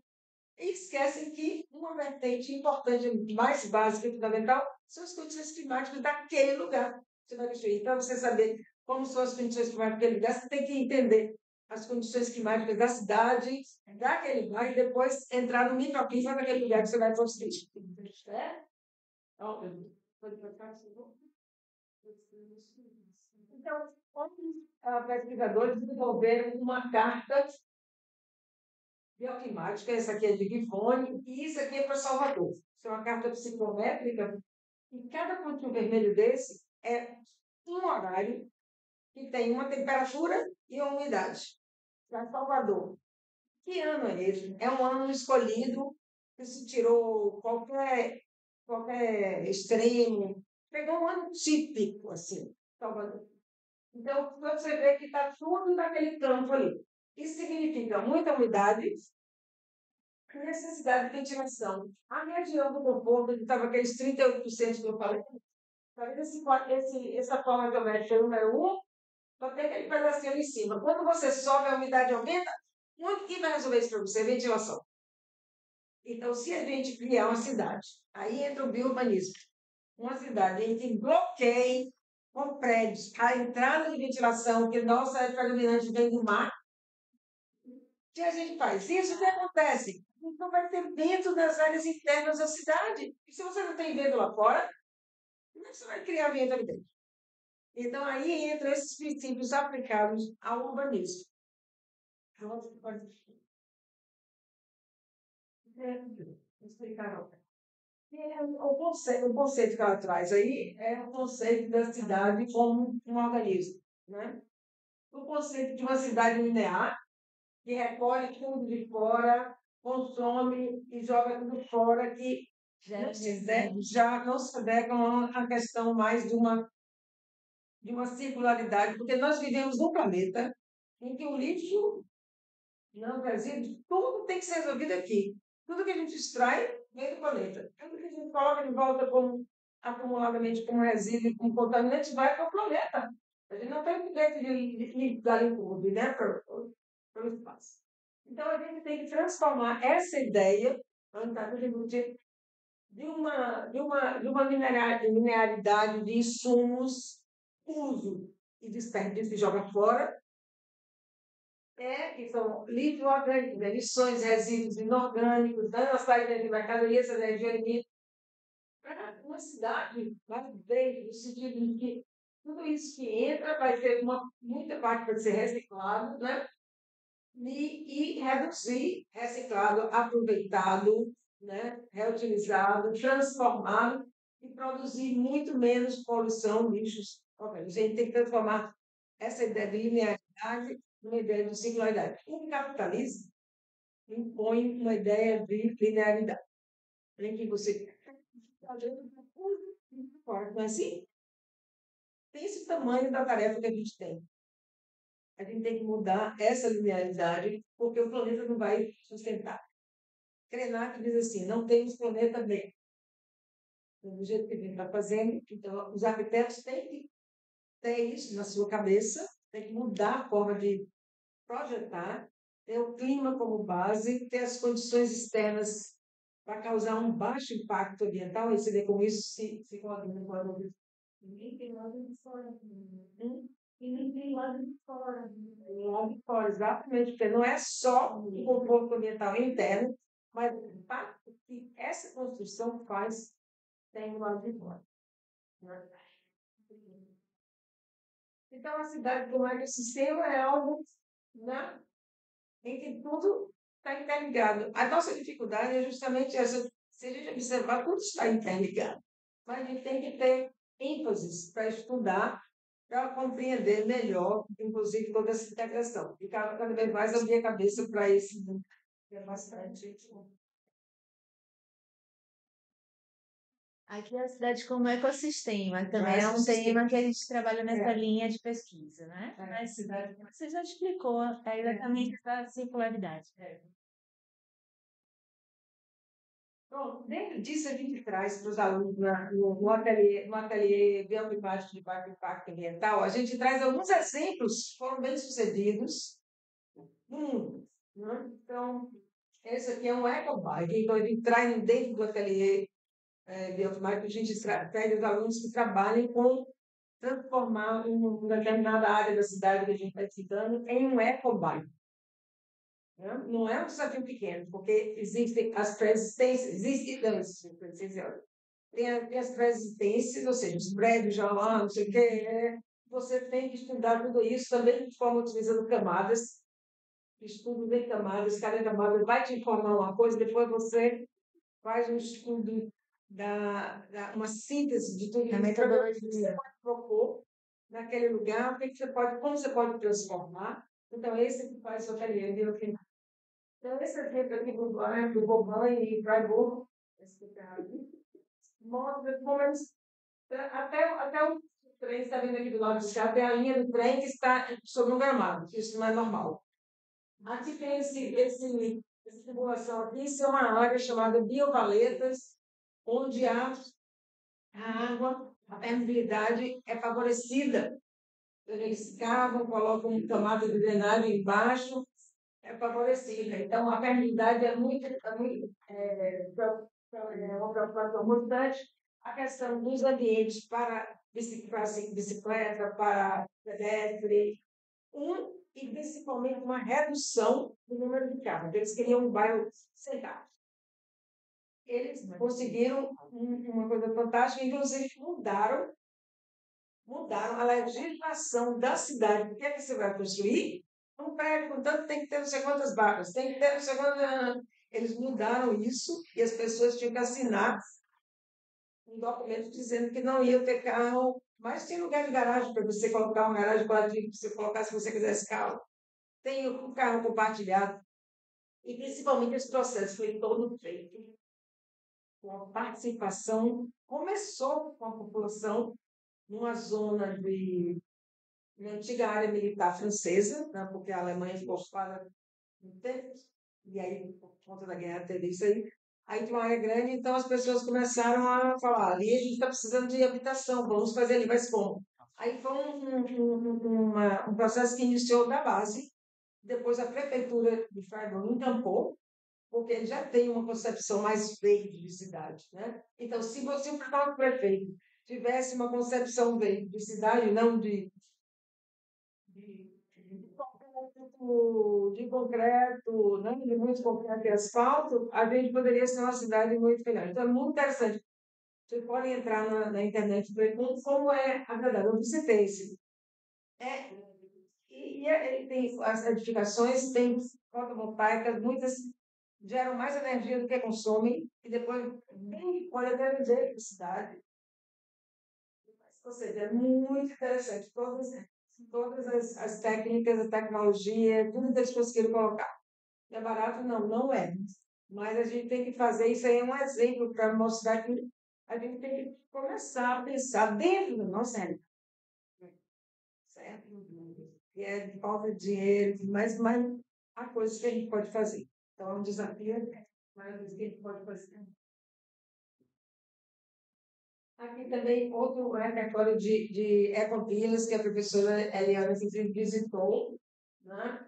Vários locais na Grã-Bretanha, na Índia, essa é muito interessante, a Auroville, esse aqui na Itália, na Califórnia e outros locais. Todos com esses com esses princípios, né, de mudar a relação do ser humano com o território e com as condições ambientais, né, e como você interage com ele, favorecendo ao mesmo tempo esse encontro das pessoas, favorecendo o que nos deu, o que nos permitiu chegar até aqui, que foi a solidariedade, a coletividade, a preocupação com o outro. Hoje, dentro desse neoliberalismo, é fomentado o contrário. A competitividade, a individualidade. O famoso empreendedorismo nada mais é do que você sozinho vira um empresário de si mesmo. Certo? Mas, e as competências? Então, a gente tem que sempre entender, né, essa posição da cidade nesse contexto, mas, tecnicamente, a gente precisa contrapor para melhorar a cidade para as pessoas que moram aqui, não apenas para turistas e turistas. Tá? Sim, obrigada. Acho que tem melhor, né? Não sei. Sobre essa questão da repertório de ecovilas, ele falou de jeito que achei ótimo, porque eu falaria assim, eu falaria excelente, mas foi muito melhor do que mas eu acrescentaria, sabe o que é que o evento das ecovilas, na maior parte, são em áreas rurais ou próximas do urbano, mas ainda na área periurbana, né? Algumas delas são urbanas. Essa ecovilas em Los Angeles é dentro da cidade. Mas essa questão da solidariedade, que a dimensão social é tão importante quanto as dimensões ecológicas e econômicas para a sobrevivência e a sustentabilidade desses lugares, né?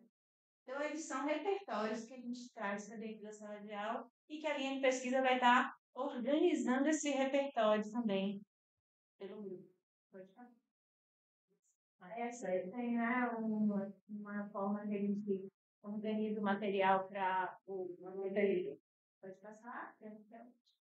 E agora a gente agradece a atenção de todos para terem assistido a mesa 1. Se tiver alguma